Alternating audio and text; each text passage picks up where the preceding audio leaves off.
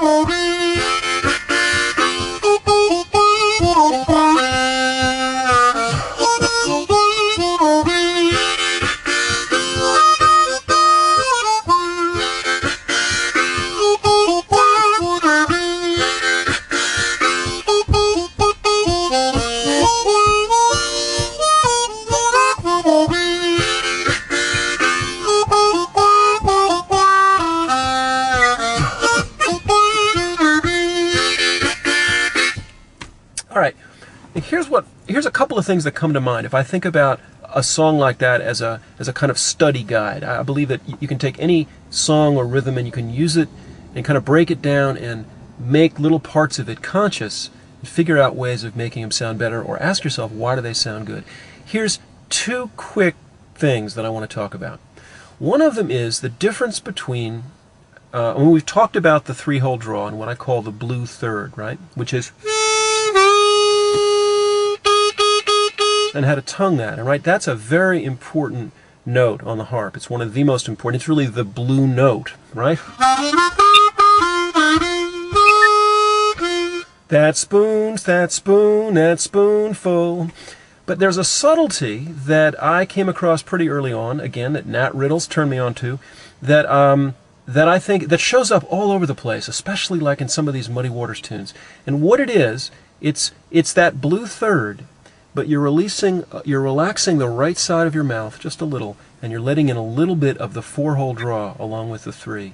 And this is a case where two holes, 1 + 1 = 3. I mean, two holes together equal much more than the sum of their parts. And so it's the difference between, now that duh is a nice note, but check this out. Now, it was that second thing that I did that is the technique that I want you to think about if you're not already doing this. Some of you know how to do this, of course, and it's already part of your playing. But the idea of going not, but, so. Now, the stress when you do 3 and 4 and you bend them, there's a couple of things you got to watch out for. One is you need to have a little bit more of that 3-hole in that mix than the 4. It's really more about the 3. The 4 is just hanging on for the ride. The second thing is that it's very easy when you add a little 4-hole in to pull down a little too hard and to make that 3-hole go down a little bit too low, right? So you don't want to go, well, you could. Big Walter Horton did that. But think about the beginning of a Muddy Waters slow blues. Real slow.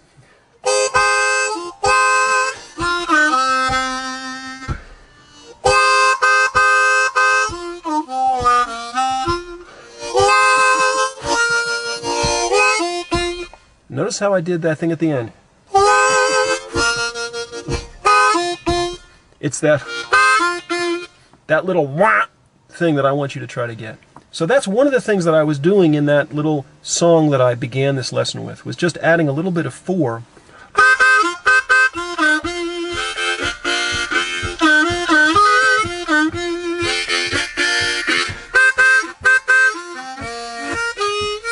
And notice that I don't always use this technique. Sometimes I just want the plain old blue third without the 4. All right, but sometimes it's nice to have. There's a rhythm I used to do that was John Lee Williamson rhythm, I think. So you're going to start off with.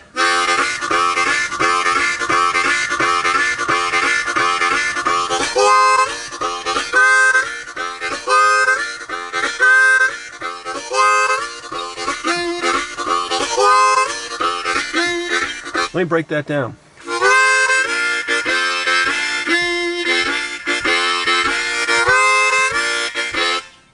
Let me break it down still more. I'm starting on the 3/4. I'm opening up my lips and doing 1, 2, 3, 4 blow.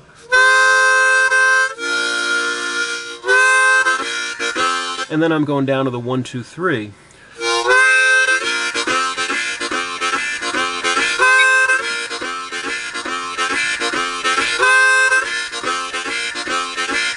And doing all the variations. So that's one thing that I wanted to get out of this little study lesson. The other thing is the importance of knowing how to do just a single, strong, one-hole draw and one-hole blow. When I do the sort of bars 9, 10, 11, and 12 of this rhythm, remember?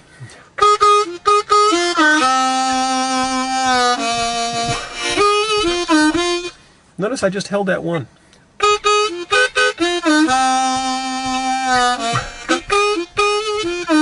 You know what? My camera's out of battery juice. Time to go. We'll finish this up next time around. Have a great day.